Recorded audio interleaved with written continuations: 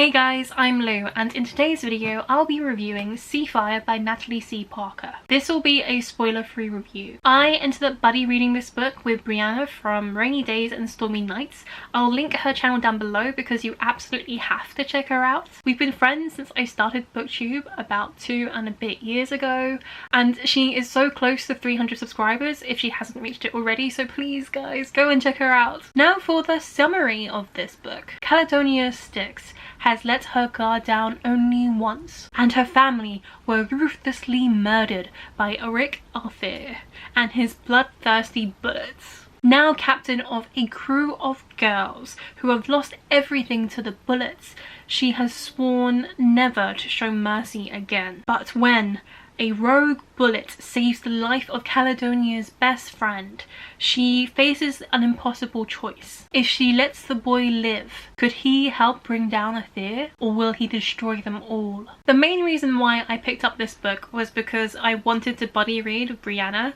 and she had this on her Owls Readathon, which I'll link down below, and I was like, let's read this together.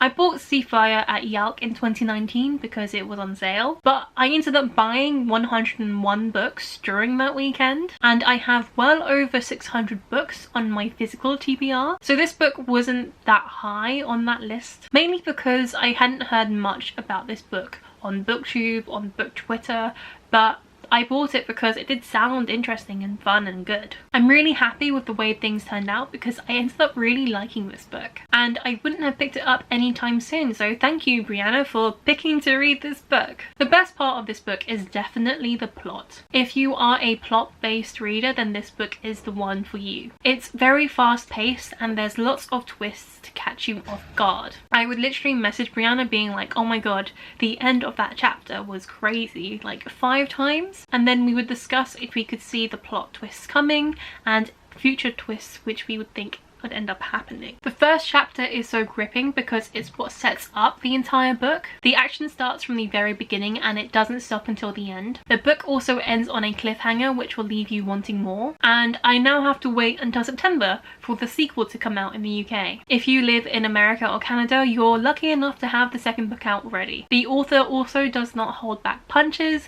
and kills a lot of people. However, I did not cry at any of the characters' deaths, as it was very fast-paced, this book, and not a lot of time was spent grieving for the lost characters, as they are characters trying to survive in a world where they are the rebels. Another great aspect about the book is the character relationships. Caledonia's ship is full of women and only women. The sisterhood between them is probably the best that I've ever seen, and it's even a slogan on the book. Sisterhood is survival. They are a family which Caledonia has created to defeat the regime of terror of the seas. This book is all about girl power. However, the main thing that I didn't like about this book was the romance. There was hardly any romance in this book, and I wished it stayed that way. 1% of the book had romance, which mainly occurred at the end. I felt like it went against Caledonia's character. Carla is all about her family and revenge, and I felt like romance didn't really work well with her, especially with the fact that she struggles to trust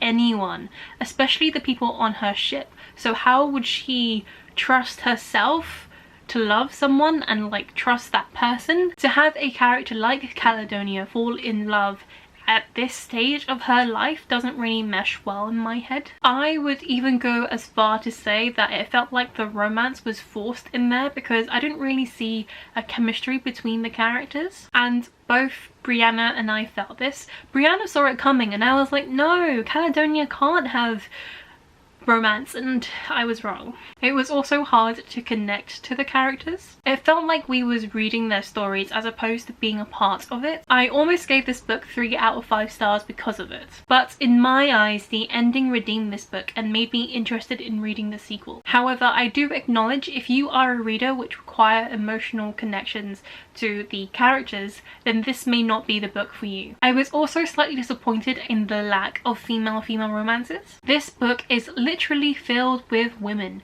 You have a ship of 53 women, and you're telling me not one of them is in a romantic couple? Overall, I gave this book 4 out of 5 stars. It is more on the lower end of 4 stars. I think there is potential for a lot of growth, and I am looking forward to reading the sequel. So that was my review of Seafire by Natalie C. Parker. I hope that you guys enjoyed this review. Don't forget to like and subscribe, and I hope to see you guys again soon. Bye!